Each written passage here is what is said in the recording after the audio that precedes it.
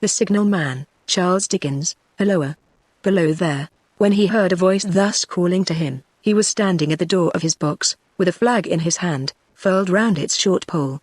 One would have thought, considering the nature of the ground, that he could not have doubted from what quarter the voice came, but instead of looking up to where I stood on the top of the steep cutting nearly over his head, he turned himself about, and looked down the line. There was something remarkable in his manner of doing so, though I could not have said for my life what. But I know it was remarkable enough to attract my notice, even though his figure was foreshortened and shadowed, down in the deep trench, and mine was high above him, so steeped in the glow of an angry sunset, that I had shaded my eyes with my hand before I saw him at all. Helloa. Below, from looking down the line, he turned himself about again, and, raising his eyes, saw my figure high above him. Is there any path by which I can come down and speak to you? He looked up at me without replying, and I looked down at him without pressing him too soon with a repetition of my idle question.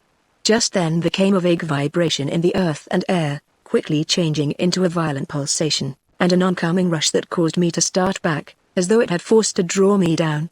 When such vapor as rose to my height from this rapid train had passed me, and was skimming away over the landscape, I looked down again, and saw him refurling the flag he had shown while the train went by. I repeated my inquiry. After a pause, during which he seemed to regard me with fixed attention, he motioned with his rolled-up flag towards a point on my level, some 200 or 300 yards distant.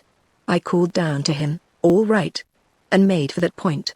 There, by dint of looking closely about me, I found a rough zigzag descending path notched out, which I followed. The cutting was extremely deep, and unusually precipitate.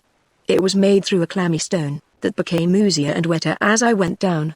For these reasons, I found the way long enough to give me time to recall a singular air of reluctance or compulsion with which he had pointed out the path. When I came down low enough upon the zigzag descent to see him again, I saw that he was standing between the rails on the way by which the train had lately passed, in an attitude as if he were waiting for me to appear. He had his left hand at his chin, and that left elbow rested on his right hand, crossed over his breast. His attitude was one of such expectation and watchfulness that I stopped a moment, wondering at it. I resumed my downward way, and stepping out upon the level of the railroad, and drawing nearer to him, saw that he was a dark sallow man, with a dark beard and rather heavy eyebrows. His post was in as solitary and dismal a place as ever I saw. On either side, a dripping wet wall of jagged stone, excluding all view but a strip of sky. The perspective one way only a crooked prolongation of this great dungeon, the shorter perspective in the other direction terminating in a gloomy red light, and the gloomier entrance to a black tunnel, in whose massive architecture there was a barbarous, depressing, and forbidding air. So little sunlight ever found its way to this spot, that it had an earthy, deadly smell, and so much cold wind rushed through it, that it struck chill to me, as if I had left the natural world. Before he stirred, I was near enough to him to have touched him. Not even then removing his eyes from mine, he stepped back one step, and lifted his hand. This was a lonesome post to occupy, I said, and it had riveted my attention when I looked down from up yonder. A visitor was a rarity, I should suppose, not an unwelcome rarity, I hoped. In me, he merely saw a man who had been shut up within narrow limits all his life, and who, being at last set free, had a newly awakened interest in these great works. To such purpose I spoke to him, but I am far from sure of the terms I used, for, besides that I am not happy in opening any conversation, there was something in the man that daunted me.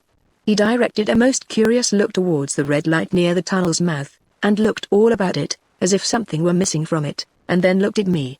That light was part of his charge? Was it not? He answered in a low voice, "Don't you know it is?" The monstrous thought came into my mind, as I perused the fixed A's and the saturnine face, that this was a spirit, not a man. I have speculated since, whether there may have been infection in his mind. In my turn, I stepped back. But in making the action, I detected in his eyes some latent fear of me. This put the monstrous thought to flight. "You look at me," I said, forcing a smile, "as if you had a dread of me." I was doubtful, he returned, whether I had seen you before. Where? He pointed to the red light he had looked at. "There?" I said, intently watchful of me. He replied, but without sound, "Yes, my good fellow, what should I do there? However, be that as it may, I never was there." "You may swear." "I think I may," he rejoined. "Yes, I am sure I may." His manner cleared, like my own. He replied to my remarks with readiness, and in well-chosen words. Had he much to do there? Yes, that was to say, he had enough responsibility to bear. but exactness and watchfulness were what was required of him, and of actual work manual labor he had next to none. To change that signal, to trim those lights, and to turn this iron handle now and then, was all he had to do under that head. Regarding those many long and lonely hours of which I seemed to make so much, he could only say that the routine of his life had shaped itself into that form, and he had grown used to it. He had taught himself a language down here, if only to know it by sight, and to have formed his own crude ideas of its pronunciation, could be called learning it. He had also worked at fractions and decimals, and tried a little algebra, but he was, and had been as a boy, a poor hand at figures. Was it necessary for him when on duty always to remain in that channel of damp air, and could he never rise into the sunshine from between those high stone walls? Why, that depended upon times and circumstances. Under some conditions there would be less upon the line than under others, and the same held good as to certain hours of the day and night. In bright weather, he did choose occasions for getting a little above these lower shadows, but, being at all times liable to be called by his electric bell, and at such times listening for it with redoubled anxiety, the relief was less than I would suppose. He took me into his box, where there was a fire, a desk for an official book in which he had to make certain entries, a telegraphic instrument with its dial, face, and needles, and the little bell of which he had spoken. On my trusting that he would excuse the remark that he had been well educated, and, I hoped I might say without offence, perhaps educated above that station, he observed that instances of slight incongruity in such wise would rarely be found wanting among large bodies of men, that he had heard it was so in workhouses, in the police force, even in that last desperate resource, the army, and that he knew it was so, more or less, in any great railway staff.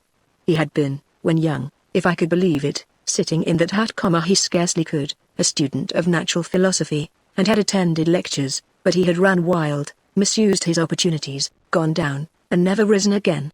He had no complaint to offer about that. He had made his bed, and he lay upon it. It was far too late to make another. All that I have here condensed he said in a quiet manner, with his grave dark regards divided between me and the fire. He threw in the word, sir, from time to time, and especially when he referred to his youth, as though to request me to understand that he claimed to be nothing but what I found him. He was several times interrupted by the little bell, and had to read off messages, and send replies. Once he had to stand without the door, and display a flag as a train passed, and make some verbal communication to the driver. In the discharge of his duties, I observed him to be remarkably exact and vigilant, breaking off his discourse at a syllable, and remaining silent until what he had to do was done. In a word, I should have set this man down as one of the safest of men to be employed in that capacity, but for the circumstance that while he was speaking to me he twice broke off with a fallen color, turned his face towards the little bell when it did not ring, opened the door of the hut, which was kept shut to exclude the unhealthy damp, and looked out towards the red light near the mouth of the tunnel. On both of those occasions, he came back to the fire with the inexplicable hour upon him which I had remarked, without being able to define. When we were so far asunder, said I, when I rose to leave him, you almost make me think that I have met with a contented man. I am afraid I must acknowledge that I said it to lead him on. I believe I used to be so, he rejoined, in the low voice in which he had first spoken, but I am troubled, sir, I am troubled. He would have recalled the words if he could. He had said them, however, and I took them up quickly. With what? What is your trouble? It is very difficult to impart, sir. It is very, very difficult to speak of. If ever you make me another visit, I will try to tell you, but I expressly intend to make you another visit. Say, when shall it be? I go off early in the morning, and I shall be on again at 10 tomorrow night, sir. I will come at 11. He thanked me, and went out at the door with me. I'll show my white light, sir, he said, in his peculiar low voice, till you have found the way up. When you have found it, don't call out. And when you are at the top, don't call out. His manner seemed to make the place strike colder to me, but I said no more than, very well. And when you come down tomorrow night, don't call out. Let me ask you a parting question. What made you cry, Halloa? Below there? Tonight, heaven knows, said I. I cried something to that effect. Not to that effect, sir. Those were the very words. I know them well, admit those were the very words. I said them, no doubt, because I saw you below, for no other reason. What other reason could I possibly have? You had no feeling that they were conveyed to you in any supernatural way? No. He wished me good night, and held up his light. I walked by the side of the down line of rails, with a very disagreeable sensation of a train coming behind me, until I found the path. It was easier to mount than to descend, and I got back to my inn without any adventure. Punctual to my appointment, I placed my foot on the first notch of the zigzag next night, as the distant clocks were striking 11. He was waiting for me at the bottom, with his white light on.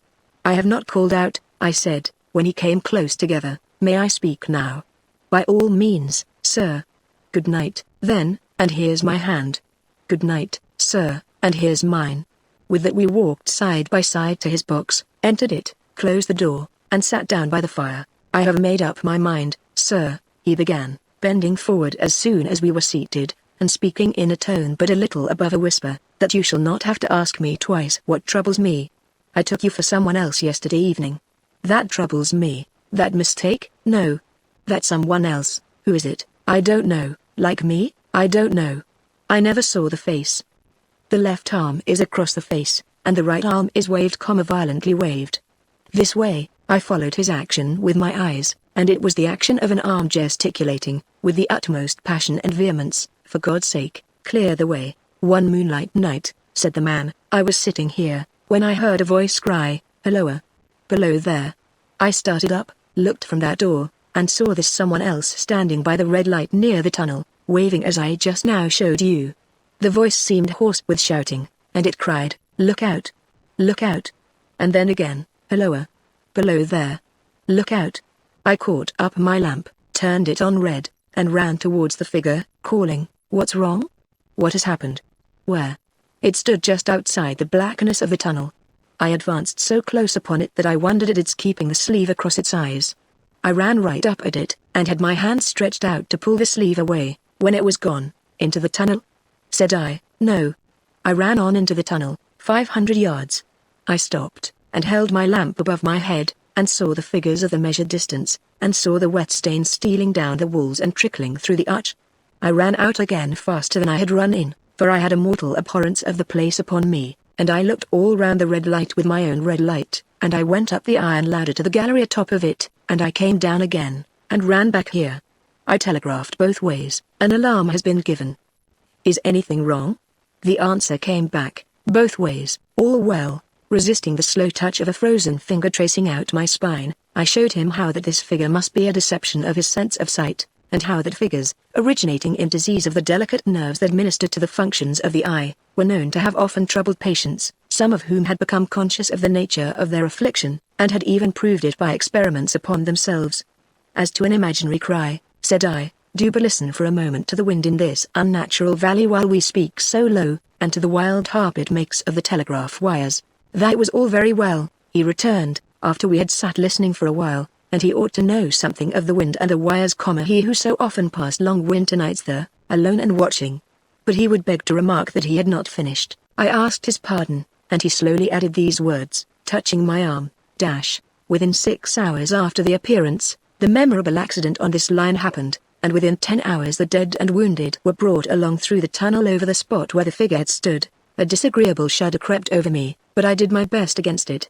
"It was not to be denied," I rejoined, "that this was a remarkable coincidence, calculated deeply to impress his mind. But it was unquestionable that remarkable coincidences did continually occur, and they must be taken into account in dealing with such a subject. Though to be sure I must admit," I added, for I thought I saw that he was going to bring the objection to bear upon me, "men of common sense did not allow much for coincidences in making the ordinary calculations of life." He again begged to remark that he had not finished. I again begged his pardon for being betrayed into interruptions. "This," he said, again laying his hand upon my arm, and glancing over his shoulder with hollow eyes, "was just a year ago.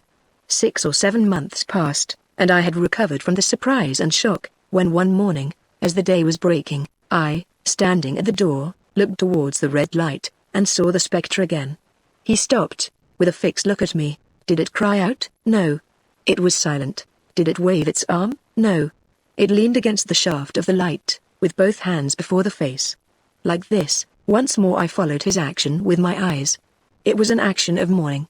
I have seen such an attitude in stone figures on tombs. "Did you go up to it?" I came in and sat down, partly to collect my thoughts, partly because it had turned me faint. When I went to the door again, daylight was above me, and the ghost was gone. But nothing followed? Nothing came of this? He touched me on the arm with his forefinger twice or thrice, giving a ghastly nod each time.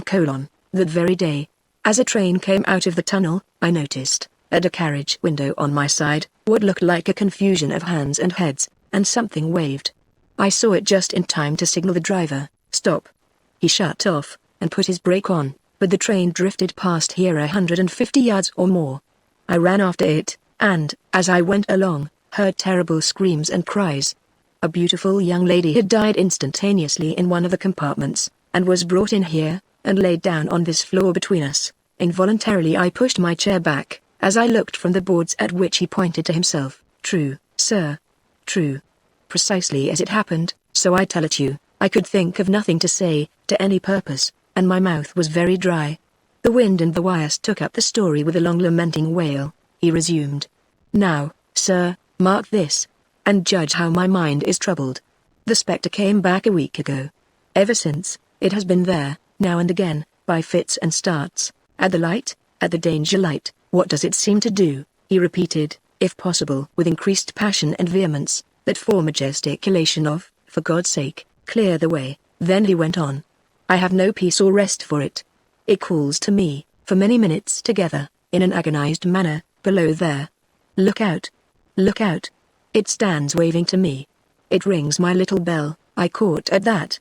"Did it ring your bell yesterday evening when I was here, and you went to the door?" "Twice." "Why, see," said I, "how your imagination misleads you. My eyes were on the bell, and my ears were open to the bell, and if I am a living man, it did not ring at those times. No, nor at any other time, except when it was rung in the natural course of physical things by the station communicating with you." He shook his head.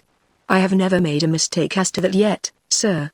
I have never confused the spectre's ring with the man's. The ghost's ring is a strange vibration in the bell that it derives from nothing else, and I have not asserted that the bell stirs to the eye. I don't wonder that you failed to hear it. But I heard it, and did the spectre seem to be there? When you looked out, it was there, both times?" he repeated firmly. "Both times. Will you come to the door with me, and look for it now?" He bit his underlip as though he was somewhat unwilling, but arose. I opened the door, and stood on the step, while he stood in the doorway. There was the danger light. There was the dismal mouth of the tunnel. There were the high, wet stone walls of the cutting. There were the stars above them. "Do you see it?" I asked him, taking particular note of his face.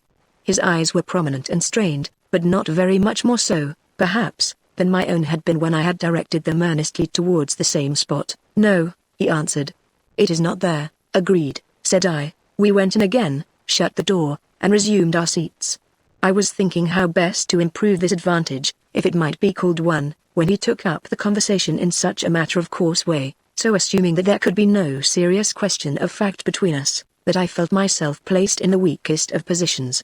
"By this time you will fully understand, sir," he said, "that what troubles me so dreadfully is the question, what does the spectre mean?" I was not sure. I told him that I did fully understand. "What is its warning against?"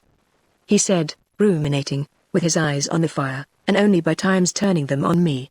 "What is the danger? Where is the danger?" "There is danger overhanging somewhere on the line. Some dreadful calamity will happen. It is not to be doubted this third time, after what has gone before. But surely this is a cruel haunting of me. What can I do?" He pulled out his handkerchief, and wiped the drops from his heated forehead. "If I telegraph danger, on either side of me, or on both, I can give no reason for it," he went on, wiping the palms of his hands. "I should get into trouble, and do no good. They would think I was mad. This is the way it would work. Message, danger. Take care. Answer, what danger? Where? Message, don't know. But, for God's sake, take care. They would displace me. What else could they do?" His pain of mind was most pitiable to see. It was the mental torture of a conscientious man, oppressed beyond endurance by an unintelligible responsibility involving life. "When it first stood under the danger light," he went on, putting his dark hair back from his head, and drawing his hands outward across and across his temples in an extremity of feverish distress, "why not tell me where that accident was to happen, if it must happen? Why not tell me how it could be averted, if it could have been averted? When on its second coming it hid its face, why not tell me, instead, she is going to die? Let them keep her at home?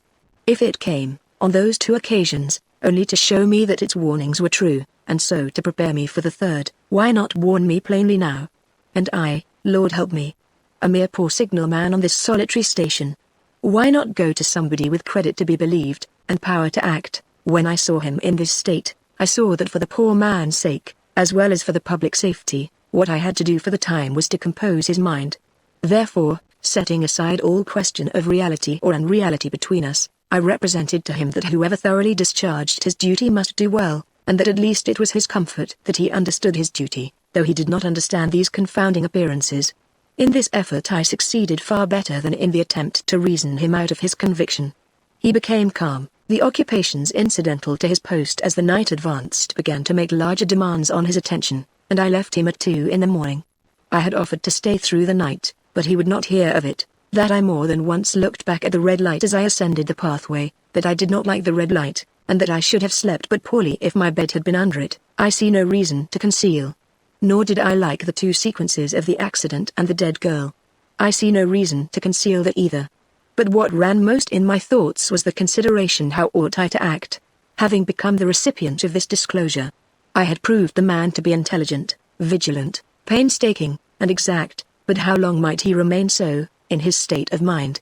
Though in a subordinate position, still he held a most important trust, and would I, for instance, like to stake my own life on the chances of his continuing to execute it with precision, unable to overcome a feeling that there would be something treacherous in my communicating what he had told me to his superiors in the company, without first being plain with himself and proposing a middle course to him, I ultimately resolved to offer to accompany him, otherwise keeping his secret for the present, to the wisest medical practitioner we could hear of in those parts, and to take his opinion.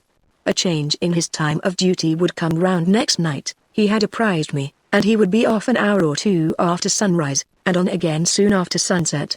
I had appointed to return accordingly. Next evening was a lovely evening, and I walked out early to enjoy it. The sun was not yet quite down when I traversed the field path near the top of the deep cutting. I would extend my walk for an hour, I said to myself, half an hour on and half an hour back, and it would then be time to go to my signalman's box. Before pursuing my stroll, I stepped to the brink, and mechanically looked down, from the point from which I had first seen him. I cannot describe the thrill that seized upon me, when, close at the mouth of the tunnel, I saw the appearance of a man, with his left sleeve across his eyes, passionately waving his right arm.